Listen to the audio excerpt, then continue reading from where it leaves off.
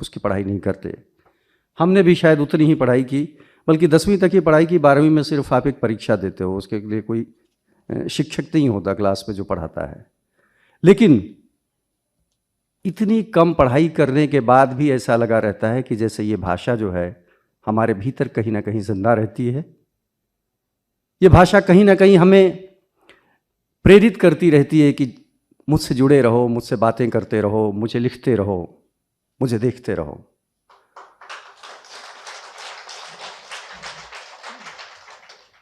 मैं हिंदी की सेवा इस तरीके से करता रहा कि मैं कुछ ना कुछ लिखता रहा। मैं कभी कविताएं लिखता रहा, कभी गज़ल लिखता रहा। कहानियों में मैं उस तरीके से आगे नहीं बढ़ पाया। और ये सब ऐसी चीज़ें हैं कि आप एक पैशन के तौर पर, एक शौक़ के तौर पे लिखते रहते हो। जैसे कि अशोक कुमार जी कह रहे थे कि इन्होंने 2-3 देशों की यात्रा की, वहाँ पे देखा हिंदी का प्रचार प्रसार।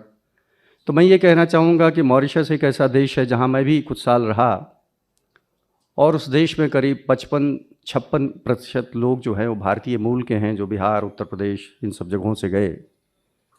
आज की तारीख में भी वहाँ पे हिंदी प्रचलित है, भोजपुरी भी है, और भोजपुरी के साथ साथ अफ्रीकन डायलेक्ट एक क्रियोल होता है, उसका मिश्रण हो गया है।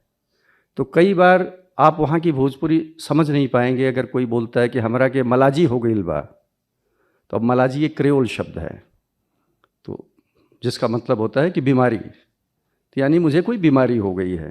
तो भाषाएं इस तरीके से एक दूसरे से मिल जाती हैं कि कई बार वो एक नया रूप ले लेती हैं। हमारी हिंदी भाषा भी अपने मूल रूप से आगे बढ़ रही है, नए नए प्रयोगों में बढ़ रही है, वो उर्दू से जुड़ रही है, वो अन्य भाषाओं से जुड़ रही है। और इस प्रचार प्रसार में सिर्फ आप ही नहीं, हमारे देश की जो फिल्म इंडस्ट्री है उसका बहुत अहम रोल है, इसमें मुख्य भूमिका है। साहित्यकारों की एक अहम भूमिका है, लेखकों की, और उसके बाद जो हम लोग इसमें काम करते हैं, चाहे हम कागज़ों पे कुछ भी ना कर रहे हों, लेकिन अगर अपनी व्यक्तिगत ज़िंदगी में हिंदी का उपयोग हम करते हैं तो हम अपनी भाषा का बढ़ावा उसको दे रहे हैं और हम उसकी मदद कर रहे हैं। तो इसलिए हमें कहीं भी ये भावना नहीं आनी चाहिए कि जब तक हम कागज़ों पे ना लिखें या जब तक हम अपनी ऑफिस के उसमें ना लिखें तब तक हम इसके लिए कुछ नहीं कर रहे हैं। नहीं, ऐसा नहीं है।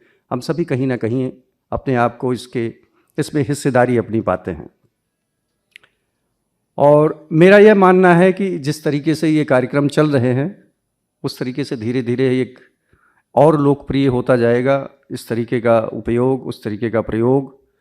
और हमारी जो ये पब्लिक सेक्टर कंपनियां हैं, इनके जो हमारे